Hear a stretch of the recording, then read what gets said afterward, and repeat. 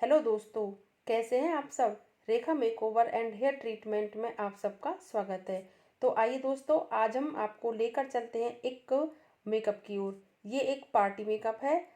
इनके भाई की शादी का मेकअप है। ये बहुत प्यारा सा गाउन पहना था इन्होंने, वाइन कलर का। तो दोस्तों, कोई भी मेकअप करने से पहले हमें मेकअप की तैयारी करनी होती है। पहले हम फेस को अच्छे से क्लीन करते हैं, फिर हम फेस पर प्राइमर का यूज़ करते हैं। मैंने भी पहले यहाँ इनके फेस को क्लीन किया है और अब मैं हुड्डा ब्यूटी का प्राइमर यूज़ कर रही हूँ। प्राइमर हमेशा स्किन को स्मूथ लुक देता है, इसलिए मैंने प्राइमर का यूज़ किया है। प्राइमर को अच्छे से मर्ज करें। प्राइमर लगाने के बाद कम से कम 10 मिनट तक वेट करें। तो इसी बीच हम आई मेकअप शुरू करते हैं। आई मेकअप के लिए मैंने कंसीलर यूज़ किया है, वाइट कलर का। आप किसी भी ब्रांडेड कंपनी का ले सकते हैं। मैंने कंसीलर यूज़ किया है क्रायोलॉन का आइवरी शेड। आप किसी भी कंपनी का वाइट कंसीलर यूज़ कर सकते हैं। मतलब कंपनी से नहीं होता दोस्तों, आप कोई भी अच्छा सा कंसीलर यूज़ कर सकते हो आई मेकअप बेस को फाइन लुक देने के लिए।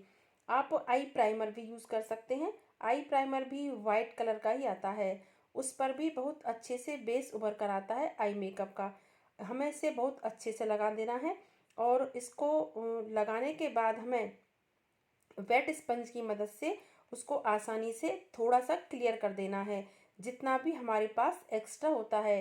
क्योंकि यहाँ हमें आई शेडो डायरेक्ट देना होता है। आईज पर कंसीलर यूज़ करने का मेन रीज़न यही होता है दोस्तों, कि हम जो भी कलर या पिगमेंट यूज़ करते हैं वो अच्छे से खिल कर आते हैं। तो दोस्तों, मैंने यहाँ क्रायोलॉन की आई शेडो पैलेट V6 में से लाइट पर्पल कलर यूज़ किया है और अब मैं इसे अच्छे से ब्लेंड कर रही हूँ। जो कलर हमारी ड्रेस में होता है वही कलर हमें आई मेकअप में देना होता है दोस्तों। इनकी ड्रेस वाइन कलर की थी। हमें हमेशा आई मेकअप ड्रेस को ध्यान में रख कर ही देना चाहिए दोस्तों। मैंने यहाँ वेगा की ब्लेंडिंग ब्रश यूज़ की है। आप किसी भी कंपनी की ब्रश यूज़ कर सकते हैं। अब मैंने एक टोन डार्क नीचे दिया है, क्योंकि हम आई मेकअप में पहले लाइट शेड देते हैं और उसके बाद डार्क शेड देते हैं, ताकि क्रीज एरिया है जो उभर कर आए और कुछ अच्छा सा लुक लगे। इसको भी बहुत अच्छे से ब्लेंड कर रही हूँ। आपकी ब्लेंडिंग पर ही आपका आई मेकअप डिपेंड करता है। जितनी अच्छी आपकी ब्लेंडिंग होगी उतना ही अच्छा आपका आई मेकअप होगा। दोस्तों, जो कॉर्नर एरिया होता है उसको हमेशा डार्क करना पड़ता है, चाहे आप कोई भी शेड दे रहे हों आई मेकअप में, लेकिन हमेशा कॉर्नर एरिया को डार्क ही दें। ब्लैक आई शेडो मैंने कॉर्नर पर दिया है। थोड़ा सा आई मेकअप को अच्छा और बढ़िया लुक देता है ये। डार्कर शेड हमेशा कॉर्नर पर दोगे तो बहुत अच्छा सा रिजल्ट आता है। तो दोस्तों, आप देख सकते हो मैं यहाँ क्रीज एरिया को दोबारा से कंसील कर रही हूँ। अगर हम कंसील अच्छे से करते हैं तो जो हम पिगमेंट, हाइलाइटर या ग्लिटर कुछ भी यूज़ करते हैं वो इस पर बहुत अच्छे से उभर कर आते हैं। मैंने यहाँ वही क्रायोलॉन का आइवरी शेड यूज़ किया है। मैं इनको यहाँ पर पर्पल मिक्स ग्लिटर जो डस्ट फॉर्म में है और जो इनकी ड्रेस से मैच करता हुआ है वो लगाने वाली हूँ। आप इस बेस को बनाने के बाद इस पर किसी भी कलर का हाइलाइटर, ग्लिटर यूज़ कर सकते हैं। बहुत अच्छे से इस पर सेट हो जाते हैं और जो भी कलर हम यूज़ करते हैं वो बहुत अच्छे से उभर कर आता है। मैंने यहाँ क्रायोलॉन का ग्लू लिया है और अब मैं ग्लू को फ्लैट ब्रश की मदद से आइस पर लगा रही हूँ। जहाँ तक हमें ग्लिटर लगाना है वहीं तक ग्लू को लगा रही हूँ। ब्रश से आपको ग्लिटर लेना है और इस तरह से आपको पूरे में इसको फिल करना है। बिल्कुल भी आपको खींचना नहीं है। ब्रश से दबा दबा कर ग्लिटर को लगाना है और आइस को भी बार बार ओपन नहीं करना है, क्योंकि यदि ग्लिटर सेट होने से पहले आइज ओपन हो गई तो जो हमारा ग्लिटर है वो ख़राब हो जाता है और हमारे क्रीज एरिया पर लाइनिंग आ जाती है, जिससे हमारा जो आइज मेकअप है उसका लुक ख़राब हो जाता है। अब मैंने आइज़ के आउटर कॉर्नर पर डार्क पर्पल शेड दिया है। दोस्तों, मैंने यहाँ आईब्रो को डिफाइन करने के लिए आईब्रो पिगमेंट का यूज़ किया है। अगर आप चाहें तो आईब्रो पेंसिल भी यूज़ कर सकते हैं। आईब्रोज़ में हमेशा आगे से ब्राउन कलर और बैक से डार्क कलर दें। इसी तरह से दोगे तो बिल्कुल नेचुरल इफेक्ट आता है, जैसे मैंने दिया है। बिल्कुल छोटे छोटे स्ट्रोक लेकर इसको करना है। मैं हमेशा पिगमेंट का यूज़ करती हूँ, कभी भी आईब्रो पेंसिल, जेल लाइनर ये सब यूज़ नहीं करती, बट अगर आप चाहें तो इसे यूज़ कर सकते हैं। अब मैं आईब्रोज के नीचे हाइलाइटर देने जा रही हूँ। मैंने यहाँ ग्लैम 21 का हाइलाइटर यूज़ किया है। बहुत अच्छा हाइलाइटर है ये, बहुत जल्दी और बहुत अच्छे से सेट हो जाता है। मैंने यहाँ सिल्वर और गोल्ड दोनों को मिक्स करके हाइलाइटर दिया है। अब मैं आईलाइनर लगा रही हूँ दोस्तों। हमेशा आईलैशेस लगाने से पहले हमें आईलाइनर का यूज़ ज़रूर करना चाहिए, क्योंकि बहुत ग्लॉसी हो जाता है तो हमारी जो आईलैशेस हैं वो चिपकती नहीं है। इसलिए आईलैशेस लगाने से पहले हमें आईलाइनर का यूज़ ज़रूर करना चाहिए, जिससे हमारी जो आईलैशेस हैं वो आसानी से चिपक सकें। अब मैं मस्कारा लगा रही हूँ दोस्तों। आईलैशेस लगाने से पहले मस्कारा भी ज़रूर लगाना चाहिए, जिससे हमारी एक्चुअल आईलैशेस और फेक आईलैशेस के बीच में कोई गैप ना रहे, वो आपस में अच्छे से फिक्स हो जाएं। फिक्स होने के बाद जो आईलैशेस होती हैं वो देखने में भी बहुत अच्छी लगती हैं। दोस्तों काजल का भी हमेशा ध्यान रखें, केवल आई लाइनर ही ना लगाएं, वाटर लाइन पर काजल भी अच्छे से फिल करना चाहिए। तो दोस्तों आई मेकअप को करने के बाद जो भी एक्स्ट्रा मेकअप जितना भी फेस पर गिरता है उसे डस्ट ऑफ कर दें या वेट वाइप की मदद से उसे क्लीन कर दें। अब हम आईलैशेस लगा रहे हैं दोस्तों। ये कैजुअल आईलैशेस हैं जो इजीली मार्केट में मिल जाती हैं। आईलैशेस पर 1 मिनट तक ग्लू लगा कर रखें और उसके बाद उनको आईज पर फिक्स करें। बहुत इजीली फिक्स हो जाती हैं। आईलैशेस को अच्छे से फिक्स करने के बाद एक बार दोबारा से आईलाइनर का यूज़ ज़रूर करें, जिससे जो हमारी आईलैशेस हैं उनमें नेचुरल इफेक्ट आ जाता है। लाइनर यूज़ करने के बाद मस्कारा भी ज़रूर यूज़ करें दोस्तों, जिससे हमारी एक्चुअल और फेक आईलैशेस के बीच में कोई गैप ना रहे। हमेशा लाइनर लगाने से पहले काजल का प्रयोग करें, क्योंकि काजल लगाने के बाद एक तो डार्क हो जाता है काफ़ी और बहुत नेचुरल इफेक्ट आता है। मैंने यहाँ लैक्मे का काजल यूज़ किया है। इसके बाद आईलाइनर की लाइन हम ज़रूर लगाएं, क्योंकि आईलाइनर लगाने के बाद हमारा जो काजल है वो फैलता नहीं है और वो काफ़ी लंबे समय तक टिका रहता है। तो दोस्तों बहुत छोटी छोटी बातों को ध्यान में रखकर ही हमें आईज मेकअप करना होता है। आईज के नीचे लाइनर लगाने के बाद लोअर लैशेस पर मस्कारा भी जरूर लगाएं। आपने इनका बिफोर लुक देखा है दोस्तों। इनके फेस पर बहुत स्कार्स हैं। अब मैंने यहाँ क्रायोलॉन पेंट स्टिक 303 का यूज़ किया है। अब मैं इसे वेगा की ब्लेंडिंग ब्रश से अच्छे से ब्लेंड कर रही हूँ। कलर करेक्टर की तरह मैंने इसको यूज़ किया है। बहुत कम क्वांटिटी दी है। हमें हमेशा क्वांटिटी का ध्यान रखना पड़ेगा दोस्तों। कभी भी हम ये येलो कलर उसी पर देते हैं जिनकी स्किन डार्क होती है। इनके फेस पर बहुत स्कार्स थे और इनकी जो स्किन थी वो अनइवन थी, इसलिए मैंने यहाँ 303 का यूज़ किया है। वैसे इनका जो कलर है वो बहुत फेयर था। अब मैं वेट ब्लेंडर का यूज़ करके अच्छे से ब्लेंडिंग कर रही हूँ। हमारी जो ब्लेंडिंग है वो बहुत अच्छे से होनी चाहिए। अब मैंने क्रायोलॉन का आइवरी शेड यूज़ किया है दोस्तों। मैंने यहाँ सिर्फ दो ही जो शेड हैं वो यूज़ किए हैं, क्रायोलॉन का 303 और आइवरी शेड। अब हम दोनों को बहुत अच्छे से स्मज करके मिक्स कर देंगे।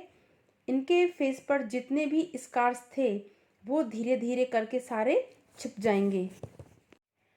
अब हम इसकी अच्छे से ब्लेंडिंग करेंगे तो बहुत अच्छा रिजल्ट आ जाएगा। डायरेक्ट लगाते तो बहुत एक्सेस में फेयर हो जाता, इसलिए मुझे यहाँ colour corrector paint stick use करनी पड़ी। लेकिन आप हमेशा ध्यान रखिए कि कभी भी हमें नंबर से नहीं ध्यान रखना है, हमें कलर से ध्यान रखना है। हमें ब्लेंडिंग का ध्यान रखना है कि कितनी क्वांटिटी किस तरीके से हम किस स्किन पर लगाएं। बस इस चीज़ का खास तौर पर ध्यान रखना है दोस्तों, क्योंकि दोस्तों हर स्किन पर एक अलग नंबर और एक अलग शेड जाता है। बहुत बेसिक चीज़ें यूज़ की हैं। ये मैंने कॉम्पैक्ट यूज़ किया है, ये फिक्सिंग कॉम्पैक्ट है। बहुत अच्छी कंपनी का है ये, और बहुत अच्छे से हमारे मेकअप को सेट कर देता है। अब मैं यहाँ कॉन्टोरिंग कर रही हूँ। मैंने यहाँ ब्राउन शेड से कॉन्टोरिंग की है, क्योंकि फेयर कलर है तो हम डार्क शेड यूज़ नहीं कर सकते। पाउडर फॉर्म में है ये, बहुत इजीली कॉन्टोर हो जाता है और बहुत अच्छा नेचुरल इफ़ेक्ट देता है। बहुत लाइट कॉन्टोरिंग करनी है। पार्टी मेकअप में लाइट कॉन्टोरिंग ही अच्छी लगती है, क्योंकि जो डार्क कॉन्टोरिंग होती है वो फ़ोटोज़ में तो बहुत अच्छी लगती है, पर जब हम सामने से देखते हैं तो बहुत अजीब लगता है। इसलिए पार्टी मेकअप में बहुत कम कॉन्टोरिंग करें। और जो मेरी ये क्लाइंट है, इनका जो फंक्शन था वो दिन का था, इसलिए मैंने जो कॉन्टोरिंग है वो बहुत ही लाइट की है। अब मैंने मॉर्फी की पैलेट से लिया है ब्लश ऑन। आप किसी भी पैलेट से ब्लश ऑन कर सकते हैं। ये मेरी ओरिजिनल क्लाइंट थी दोस्तों, कोई मॉडल नहीं है। ओरिजिनल क्लाइंट के साथ हम किसी भी तरह का कोई कॉम्प्रोमाइज़ नहीं करते। और अब मैंने ग्लैम 21 की पैलेट से हाइलाइटर यूज़ किया है। इसका रिजल्ट भी बहुत अच्छा है दोस्तों, और बहुत अच्छे से ये स्किन के अंदर सेट हो जाता है। अब मैं यहाँ नोज़ की कॉन्टोरिंग कर रही हूँ। नोज़ की कॉन्टोरिंग के लिए मैंने यहाँ क्रायोलॉन सुप्रा पैलेट का FS27 यूज़ किया है।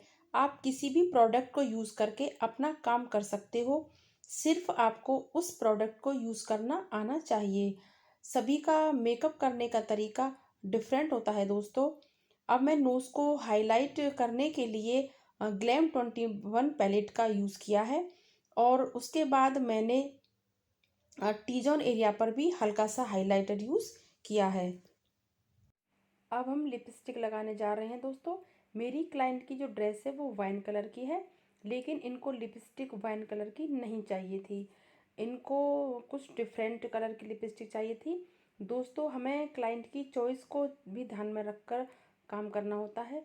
कई बार जो चीज़ हमें पसंद होती है वो हमारे क्लाइंट को पसंद नहीं होती।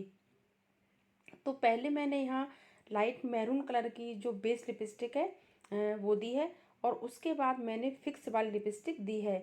ऐसा करने से हमारी जो लिपस्टिक है वो लंबे समय तक स्टे करती है, और एक नया शेड बनकर उभर कर आ जाता है। और ये फिक्स लिपस्टिक क्योंकि 12 से 13 घंटे तक चाहिए ही चाहिए होती है हमारे क्लाइंट को। और लिपस्टिक भी ड्राई ड्राई सी फील नहीं होती, और जो हमारा क्लाइंट होता है वो भी लिपस्टिक के साथ कंफर्ट फील करता है। तो दोस्तों, जब हम इस तरीके से लिपस्टिक लगाते हैं तो हमारी लिपस्टिक में किसी भी तरह के क्रैक नहीं आते हैं।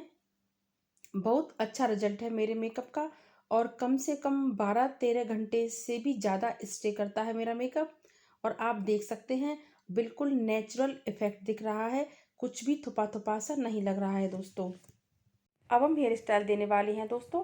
मेरी क्लाइंट ने गाउन पहना हुआ था और उनको ओपन में हेयर स्टाइल चाहिए था। तो दोस्तों, मैंने हर वीडियो में आपको बताया है कि कोई भी हेयर स्टाइल बनाने से पहले हमें क्रिम्पिंग करनी होती है। तो सबसे पहले ईयर टू ईयर पार्टिंग करनी है, उसके बाद पीछे के बालों में रबड़ बैंड लगाकर पौनी बना लेनी है। क्रिम्पिंग हमेशा पतली पतली लेयर लेकर ही करनी है, मतलब कि थोड़े थोड़े से बाल लेकर ही क्रिम्प करनी है।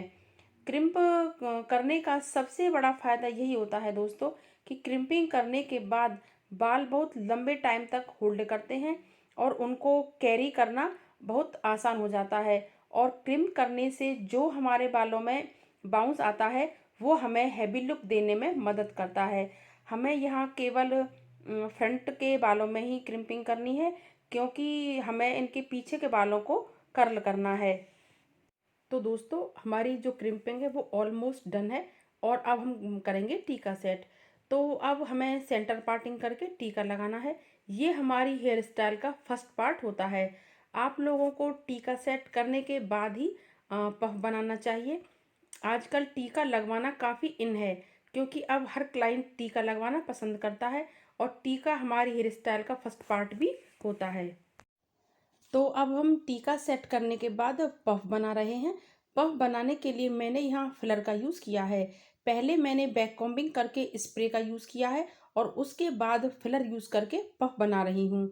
आप देख रहे हो दोस्तों, मैं बैक कॉम्बिंग करते हुए और स्प्रे का यूज़ करते हुए पफ को बना रही हूँ। हमें रियल पार्टी हेयर स्टाइल में स्प्रे का यूज़ ज़रूर करना चाहिए दोस्तों, क्योंकि हेयर स्प्रे से हमारा जो हेयर स्टाइल है वो काफ़ी लंबे समय तक टिका रहता है और नीट एंड क्लीन भी बनता है। अब हमने फ्रंट के बालों की साइड पार्टिंग कर ली है और जो मैं ये साइड में थोड़े से बाल छोड़ रही हूँ, इनको हमें बाद में कर्ल करना है। दोस्तों, मैं अपनी सारी वीडियोस में बहुत इजी लैंग्वेज यूज़ करती हूँ ताकि आप लोगों को बहुत आसानी से समझ में आ सके। अब हमने एक साइड के बालों में फिंगर की हेल्प से लाइनिंग बनाकर उनको पफ के पीछे हल्का लूज छोड़ते हुए पिन अप कर दिया है। दोस्तों, मैंने यहाँ टाफ का हेयर स्प्रे यूज़ किया है। बहुत अच्छा हेयर स्प्रे होता है ये, और इससे बाल बहुत अच्छे से और बहुत जल्दी सेट हो जाते हैं। अब दूसरी साइड भी हमें कर्ल्स के लिए थोड़े से बाल छोड़ने हैं और पीछे जो थोड़े से बाल बचे हैं उनको लेकर दो हिस्सों में डिवाइड करके ट्विस्ट करते हुए उन्हें पफ के पीछे पिन अप कर देना है। पिन अप करने के बाद बाकी बचे सारे बालों को अब हमें कर्ल्स करना है। मेरी क्लाइंट के बाल बहुत ज़्यादा लंबे नहीं थे दोस्तों, इसलिए मैं यहाँ उनको लूज कर्ल्स देने वाली हूँ, जिससे मेरी जो क्लाइंट है उनकी डिमांड भी पूरी हो सके और हमारी जो हेयर स्टाइल है उसका लुक भी देखने में अच्छा लगे। क्योंकि कोई भी हेयर स्टाइल बनाने से पहले हमें हेयर स्टाइल की प्रिपरेशन करनी होती है दोस्तों। हमें क्लाइंट की ड्रेस, क्लाइंट के फेस की नीड, फेस किस तरीके का है और हमारे क्लाइंट के फेस पर कौन सा हेयर स्टाइल चलेगा, इन सारी चीज़ों को माइंड में रखकर तब हेयर स्टाइल होते हैं। तो दोस्तों, जब आप इस तरह के हेयर स्टाइल करते हैं तो बहुत इजी होता है करना और बहुत अच्छे भी लगते हैं, क्योंकि आजकल काफ़ी इन है ओपन हेयर स्टाइल्स। तो दोस्तों, आपको मेरी ये वीडियो पसंद आई हो तो प्लीज़ मेरी वीडियो को लाइक शेयर ज़रूर करें और दोस्तों मेरे चैनल को सब्सक्राइब ज़रूर करें। Thanks for watching my video दोस्तों।